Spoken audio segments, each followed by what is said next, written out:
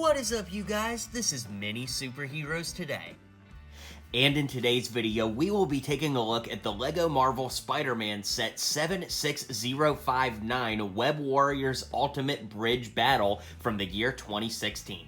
Now, I recently put up a video of the 2016 Civil War Airport Battle set, which I believe, in my opinion, is the best LEGO Marvel set of all time. Now, I got lots of comments on that video saying, no, Mini Superheroes Today, the best one is actually the Web Warriors Bridge Battle, and unbelievably, I actually just got both of them recently, so I figured, you know what, let's review them back to back here so that you can make the ultimate decision. So in the comments, I want to hear what you guys think. Do you guys think that this set is the best LEGO Marvel set of all time? There were a lot of comments suggesting that, so let's weigh it out and figure out today. This set, again, was from 2016, had 1,092 pieces, 7 minifigures, many of which are still exclusive to this set as of this day, and retailed for $99.99. So for the figures, it only makes sense we take a look at Spider-Man first. This is the old Spider-Man that debuted in the 2012 wave of sets and then stayed about the same up until around the time that the Spider-Man MCU Spider-Man came out. So nothing too special here. Of course, he does not have the dull molded legs that does make this figure look so much better, but it was a cool figure, and of course in a Spider-Man set, we had to get this one.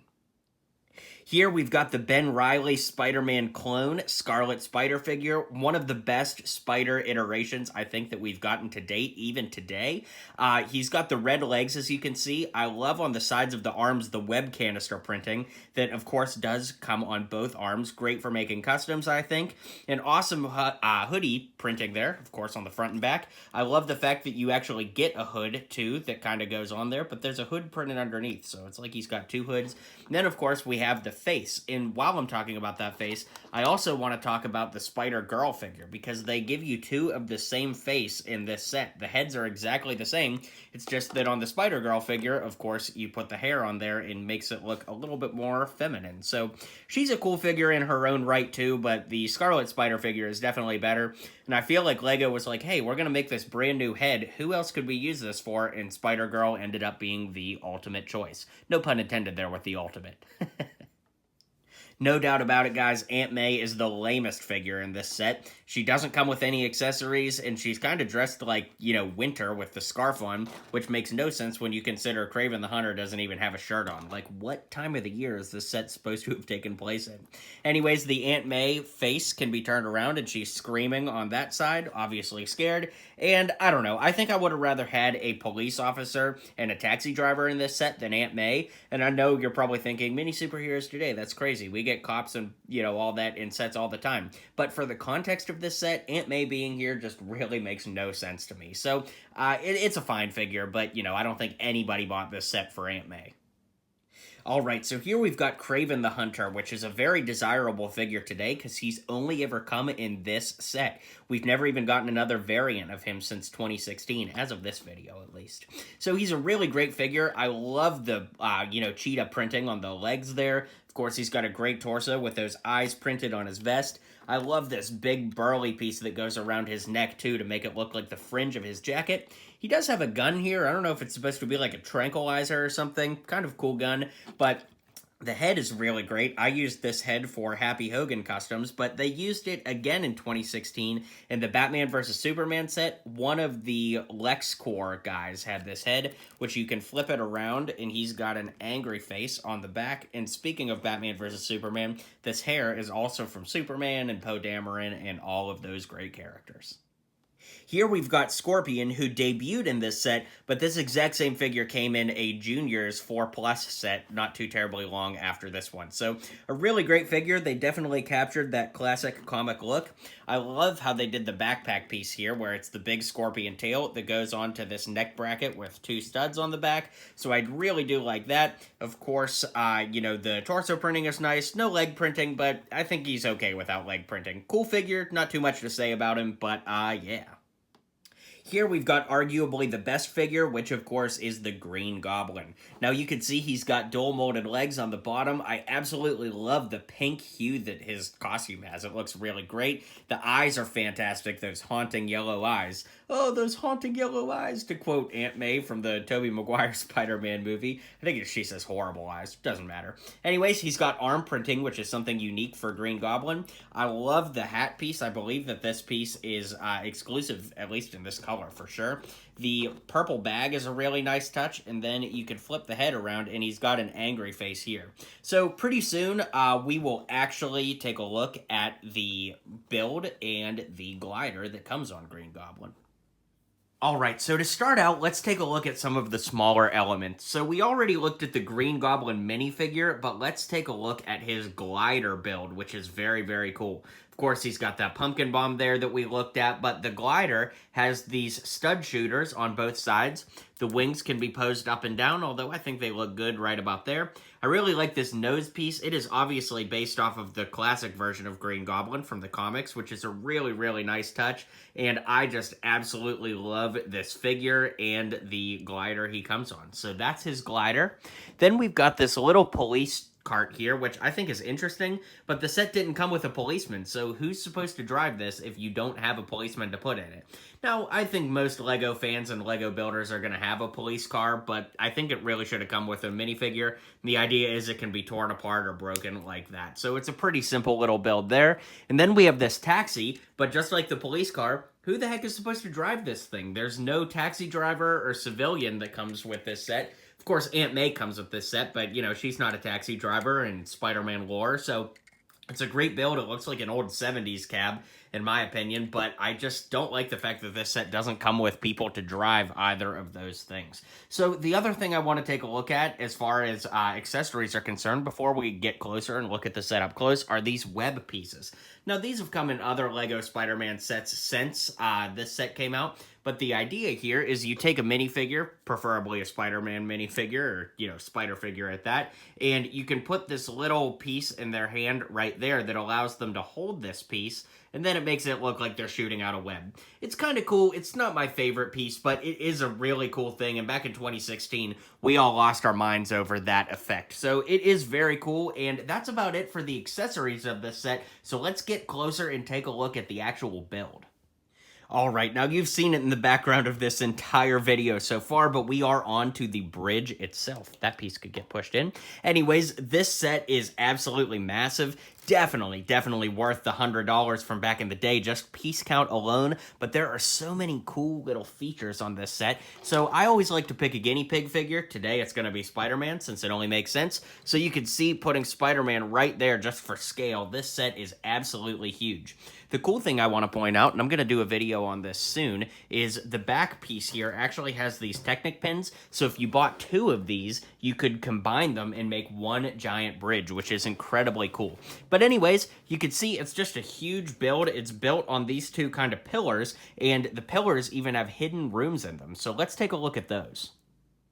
Now, each of the pillars for this set actually have play features inside of them, so you can bend that web down, and back there, there is a web with a camera on it. Man, is that hard to see because of shadowing, but I hope you can kind of make out the camera back there. Kind of the lamer of the 2, but they all have stickers, so you can see there's a Spider-Man graffiti sticker there, plus a Peter Parker loves Gwen Stacy little Easter egg there. Flip this around just to show you. There's some nice little rock building there to make it cool. Over here, there's a Have You Seen This Man with the Scorpion on there, and which one is which, of course, referencing the clone, you know, the Ben Reilly clone. Then when we move on this side, actually, I'll show you that sticker when we get closer to it, but this side opens up here, and there's a little box full of gems here down in Kraven the Hunter's hideout, which of course we can see from the other side too, but that box flips in there. And then this little grated wall build just clips right in there. Let's keep flipping it around. Let's see what we've got here. Daily Bugle, the hunt is on. Who is the clone? So more Easter egg and world building there. Here we've got a little ladder that lifts up, so we can lift that up. And inside, you can see there's a little build here. Well, it's easier said than done with all of the, you know, shadows in there, but you can see there's a Spider-Man tracker there and a little holder that holds Kraven's spear. How about that? We just take the whole thing out. That's one way to show you. So you clip that back in there, that ladder comes down, and then we do have some more Easter eggs over here. This says thwip, like the, you know, sound that Spider-Man makes when he shoots a web. Green Goblin wanted for prioritizing. I don't know. I can't see what that says. Then we have a Daily Bugle paper that's up that says Spider-Man Menace threatens the city. So let's zoom out and let's look at the set a little more. All right, so back up to the main part of the set here, you can see it's not too terribly heavy. You know, that's always a concern, you know, knowing how heavy these sets are for, like, shelving and things like that. But it is very, very cool. So one of the big play features is this piece right here. So you can actually pull this out, and there's a web in there. Let's get a little closer, actually. All right, so as you can see, there's a little piece here, and you can just pull that, and it makes it look like it's coming out. Now, the idea is, you know, you've got your car here, and oh my god, the bridge is coming apart, and then Spider-Man catches the taxi on the web. You can see there's even a sticker there that has some peel-out pieces, which is very, very cool, and then he catches the taxi there and saves the day. How that works, though, is there's actually a chain in the back there. It's actually a little bit hard to see, but it keeps this from going too much further out, and then, of course, this web just slides right underneath the bridge like that. So if you don't want to display it that way, or, you know, you don't want to have an adventure with that, it still fits perfectly. Now, let's go ahead and move the entire bridge down here to take a look at the nose of the bridge. That's what I'll call it, at least. And I like that there's kind of some junk hanging out here, because, of course, you could also have the vehicle come and, oh no, it's like about to fall off the ledge, and Spider-Man could save it that way. So that's incredibly cool, too. There is this, like, fling thing here, which the idea is you push this down, and it's supposed to launch that up. You know, when Spider-Man does these battles and everything, he's always launching stuff every which way. And we'll bring the camera up here just a little bit to show you that there are some road signs at the top, which look really, really cool. Of course, pointing to the airport and downtown and the Daily Bugle. I didn't do the research to see if, like, 26 or exit 89 or 90 are actually in Queens, New York. That'd be kind of cool. But these actually bend inward, so if you wanted to have some more extra wreckage and destruction going on, you could absolutely do that. Pushing the camera back down, you can see that we do have some stickers that show that the road is breaking up, and there's actually an extra play feature right in the center here. The camera is almost positioned perfectly for it, but you can see there's a trap door there. There's a pin down here that you can pull that opens that trap door. Now, if we lift the whole set up, you'll see that that trap door actually leads down into Kraven's lair down there. Or, excuse me, I have them mixed up. It's Spider-Man's little hideout, so maybe you could, like, hide your bad guys down there or something. But, yeah, that's what we looked at earlier. I got my sides mixed up. So now you can see that there are these great beam pieces that are, like, you know, the stress chains. I don't know what that's called. I'm not a bridge expert. But if we move over here to the side, you'll probably have noticed that there's all these pegs that are there, and my Spider-Man figure had kind of disappeared, but the pegs are there so that you could have Spider-Man climb the walls. I just think that that is such a cool detail that gets left out of so many Spider-Man sets. And of course, this set does come with some of these rope webs as well, which allow Spider-Man to hang and swing and do whatever you want him to do in your adventures. But I do love the fact that, you know, he can hang on the walls. Now, you'll see there's this little tab right here, and when you push this tab, see back on this side, they're built symmetrically. See these black pieces here? When you push this tab outward, it pushes those black pieces up and makes the wall crash out. So let's do that with a little less caution so you can see what it actually looks like in action. So these pieces just clip in right there like that, and then boom, the walls come tumbling down, and I really like that. It adds some play features to this set that are really unique, and I really, really like that. So when we spin around again, of course, you can see we've got another sticker on the inside there, and just fantastic. And once again, these pieces break out over here as well, so it is a symmetrical feature on both sides. Let's zoom up and take a look at the top of the bridge. All right, so this is the top of the bridge build. You can see that there's a little standing piece here where you can put Spider-Man, and you don't have to put the web in his hand, but something cool is if you do put the web in his hand, there's a little tab right up here. See that in there? And if you push that, Spider-Man is supposed to swing off. I guess you got to do it with a little more force. Boom, there we go. And Spider-Man swings off to save the day on the bridge. Now, moving over, you can see that there are these tabs hanging down. Once again, the idea is if you get multiple of this set, you could take these pieces here, the beams, and connect them there. There's a little 2x2 flat piece there that has a 1962 sticker on there, which of course is a reference to the old comics. I believe that is the first appearance of Spider-Man, 62 or 63.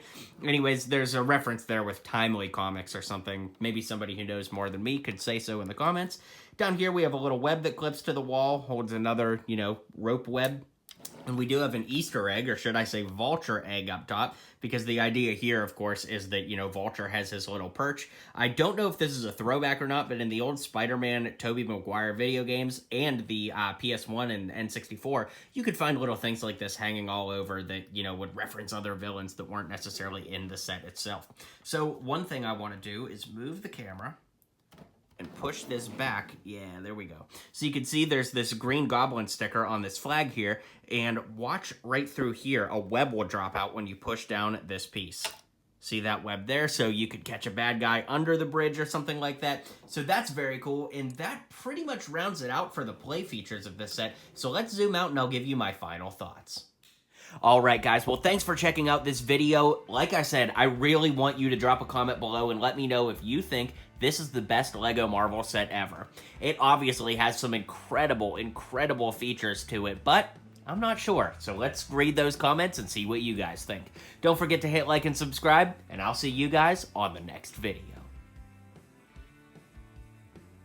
If you liked what you saw and you liked what you heard, feel free to click that subscribe button for more LEGO content coming in the near future. So, thanks for tuning in to today's video, and until next time, build on.